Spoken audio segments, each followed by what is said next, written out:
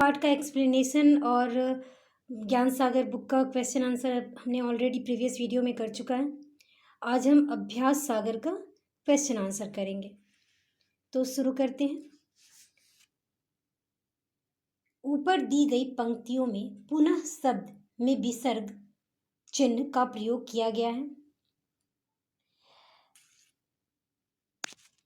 विसर्ग का उच्चारण लगभग ह के समान होता है। तो अब प्रश्न शुरू होता है विसर्ग के अनुसार। ओके, तो पहला प्रश्न है, अब आप नीचे दिए गए शब्दों के उच्चारण का अभ्यास कीजिए। तो नीचे क्या है? अधः, परिणामतः, नमः, मनः, प्रातः, प्रातःकाल, पुनः। तो हर इसमें जितने भी शब्द दिए गए हैं सभी में अह जो है उसका उच्चारण हो रहा है। ये विसर्ग वर्ण है, तो विसर्ग का उच्चारण ह के समान होता है। अह अह, इस तरीके से। तो दूसरा प्रश्न है, नीचे दिए गए शब्दों में उचित स्थान पर विसर्ग चिन्ह लगाइए। तो जैसे अत लिखा है तो इसमें अह की मात्रा लगाएं तो क्या हो गया? अतः। यह अंतकरण था तो इसमें अतःकरण, अंतःकरण। ठीक है।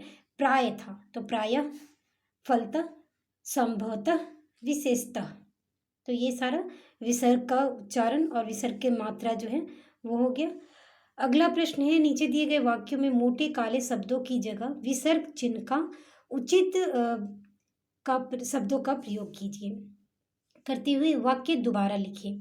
तो आपको यहाँ जितने भी ये सेंटेंस दिए गए हैं उसमें जो काले डार्क कलर से जो लिखा गया है उस शब्द के जगह उसी से मतलब उसी के जैसा जो है दूसरा शब्द जिसमें विसर्ग का प्रयोग हो वैसे शब्द लिखना है। तो पहला है, तुम अपनी दुविधा को बिना किसी संकोच के हमें बताओ। तो इसका क्या है? ये जो बिना किसी संकोच, तो इसका विसर्ग वाले शब्द के जैसा प्रयोग करके लिखना है ताकि इसका जो मीनिंग हो वो नहीं बदले। मीनिंग नहीं बदलना चाहिए, बस शब्द को बदलना है आपको। तो मैंने यहाँ लिखा है, तुम अपनी दुविधा को निसंकोच हमें बताओ। ठीक है। तो निसंकोच का जो अर्थ है बिना किसी संकोच का ही होता है।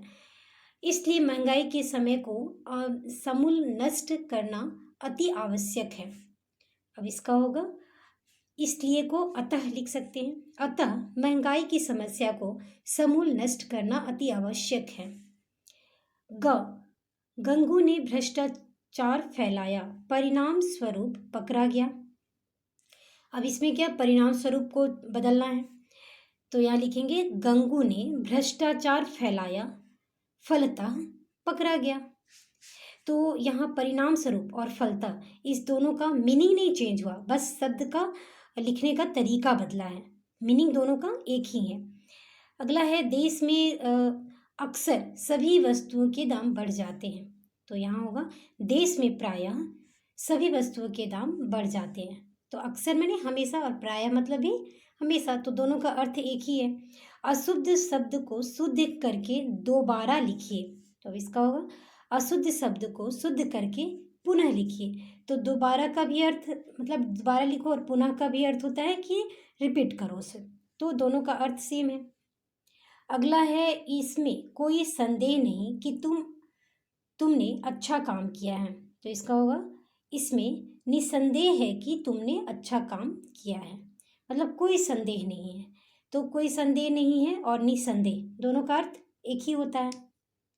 अगला प्रश्न है, निम्नलिखित गद्यांश में से जातिवाचक, भाववाचक एवं व्यक्तिवाचक संज्ञा शब्द को छांट कर लिखिए। तो यहाँ जो गद्यांश दिया हुआ है इसे आपको पहले पढ़ना है और उसके अकॉर्डिंग यहाँ फिल करना है। तो यहाँ मैंने लिख दिया है जातिवाचक संज्ञा के नाम, फिर यहाँ भाववाचक, फिर यहाँ व्यक्तिवाचक संज्ञा। ठीक है। तो आपको इस सेंटेंस को, यहाँ जो पैराग्राफ दिया है इसे अच्छी तरीके से पढ़ना है। तो जो भी नाम है, किसी का भी नाम है तो वो व्यक्तिवाचक में आ जाएगा। फिर भाववाचक, जिससे कुछ फीलिंग हो, एक्सप्रेशन हो, वो हो गया भाववाचक। फिर जातिवाचक मतलब किसी एक जाति का, ग्रुप का प्रयोग मतलब बोध होता है, जैसे सेना, फिर आपको दरबार, मुसलमान, मुसलमान किसी एक मुसलमान को नहीं कहा जाता है, मुसलमान पूरी एक जाति को कहा जाता है। योद्धा मतलब सिपाही, तो सिपाही कोई एक सिपाही नहीं है, सिपाही के अंदर बहुत सारे सिपाही आते हैं। अब आते हैं अगला प्रश्न पे। नीचे खंड क में शब्द दिए गए हैं और खंड क में उसके पर्यायवाची शब्द दिए गए हैं, शब्दों को उनके पर्यायवाची शब्दों से मिलाइए।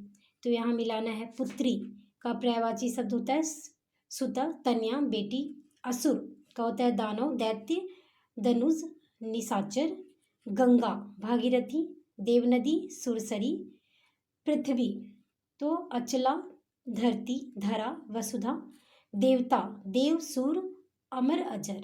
हो गया। अगला प्रश्न है, बाईं ओर दिए गए शब्दों के उपयुक्त विलोम शब्द को दाईं ओर के शब्दों में से छांटिए और घेरा लगाइए। तो यहाँ जो है विलोम शब्द, उपकार का विलोम अपकार, उदार का अनुदार, साकार का निराकार, नवीन का प्राचीन, उदय का अस्त, कायरता तो होगा वीरता। तो ये विलोम शब्द है, इसे घेरा लगाना है। अगला प्रश्न है, नीचे दिए गए मूल शब्दों में उचित उपसर्ग अथवा प्रत्यय लगाकर नए शब्द लिखिए। तो यहाँ जो मूल शब्द दिए गए हैं इसमें आपको या तो उपसर्ग या तो प्रत्यय कोई भी एक शब्द लगा के इसका अर्थ शब्द को बदल के लिखना है। तो यहाँ मैंने लिख दिया यत्न तो प्रयत्न, भीषण विभीषण, समय तो असमय, इतिहास तो ऐतिहासिक, निर तो बल के साथ निर का प्रयोग होगा तो निर्बल। अगला है, कविता समय में से उपयुक्त व्यंजन वाले 4 शब्द छांट कर लिखिए। तो व्यंजन वाले शब्द लिखना है तो आप बुक से खुद से भी देख के लिख सकते हो कि किस किस शब्दों में व्यंजन वर्ण का प्रयोग हुआ है। तो यहाँ मैंने लिख दिया है। अगला प्रश्न है, कोष्टक में दिए गए शब्दों में से उचित शब्द द्वारा रिक्त स्थानों की पूर्ति कीजिए। खाने के साथ यदि क्या होगा, आचार, यहाँ 2 शब्द है अचार और आचार। तो आचार का अर्थ होता है आचरण, ठीक है, आचरण मतलब जो होता है आपका व्यवहार, और आचार मतलब एक पिकल्स जिसको कहते हैं। फिर है रामचरितमानस अवधी भाषा में लिखी गई है। तो एक है अवधि और एक है अवधि। तो अवधि मतलब एक जो होता है जगह का नाम है एक अवधि, और एक है अवधि भाषा। चाहे प्राण चली जाए पर डैश का साथ मत देना। अन्याय, एक है यहाँ अन्याय और एक है अन्यायन है। तो अन्याय होगा, ठीक है। 1 मई को विद्यालय के वार्षिक डैश निकलेंगे, एक है परिणाम और एक है परिमान। तो दोनों का अर्थ अलग अलग है, लिखने का तरीका में थोड़ा सा अंतर है, उच्चारण में ज़्यादा का फर्क नहीं है, बट मीनिंग बिल्कुल अलग है। डैश समय पर काम करने वाला व्यक्ति ही जीवन में उन्नति करता है। एक है नियत, एक है नियति, ठीक है। तो नियत माने रेगुलर और नियति मतलब भाग्य, ठीक है, किस्मत पे रहता है। दिए गए वाक्यांशों के लिए एक शब्द छांट कर लिखिए और वर्ग पहली भरिए। तो यहाँ जहाँ पहुँचना सरल हो तो सुगम, जहाँ जाया न जा सके अगम, जिसका कोई पार न कर हो जिसका कोई पार न हो अपार, विशाल हृदय वाला उदार, जंगल में अपने आप लगी आग, दावानल, जो बहुत बोलता है वाचाल, ठीक है। तो इसके अकॉर्डिंग ही आपको ये जो है आपको वाक्य पहली वर्ग जो है इसको भरना है। तो यहाँ मैंने भर दिया है। अगला है, नीचे दिए गए गद्यांश में वर्तनी संबंधी अनेक अशुद्धियां हैं। वर्तनी संबंधी शुद्धियों को शुद्ध करके वो गद्यांश को पुनः लिखिए। तो यहाँ देख सकते हैं आप कितनी सारी मिस्टेक है। आज प्रदूषण बहुत बढ़ गया है, बढ़ गया नहीं बढ़ गया है होगा। यह सबकी परेशानी है, परेशानी, इसमें ए की मात्रा होगा, इसमें ए की मात्रा लिखा हुआ है। कारण बन गए हैं, य का प्रयोग है, इसमें ए लिखा हुआ है। इसकी वजह से बीमारियां, इसमें र में छोटी की मात्रा होगा। फैल होगा, फैल जा रही है। नदियाँ, द में छोटी की मात्रा, ये मिस्टेक है। दूषित, स में छोटी की मात्रा। और नहीं और होगा। हवा भी विषैली लिखा है, विषैली, स में ए की मात्रा होगा।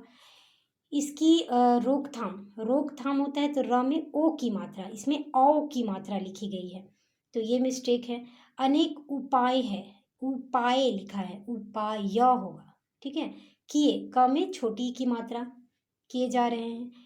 इनको लाभ तब मिलेगा, इन्हें लाभ तब मिलेगा, मिलेगा में छोटी की मात्रा, जब तक मिलकर वातावरण, जब सब मिलकर वातावरण, वातावरण भी मिस्टेक है। वातावरण न जो है आड़ा वाला न होता है, इसमें न नल वाला न लिखा हुआ है। को स्वच्छ,